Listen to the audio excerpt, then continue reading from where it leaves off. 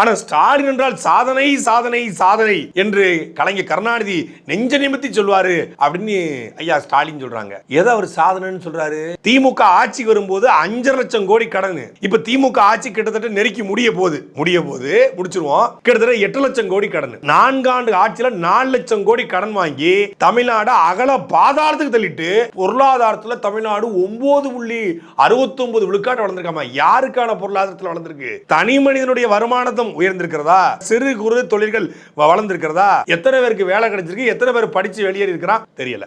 சாதனை சாதனை சாதனை. நம் சாதனை பட்டியலிட்டே இருக்கலாம். என்னையா சாதனை அப்படின்னு அதுக்கும் ஒரு டேட்டாவோட பேசுறாப்ல. என்ன சாதனையாமா?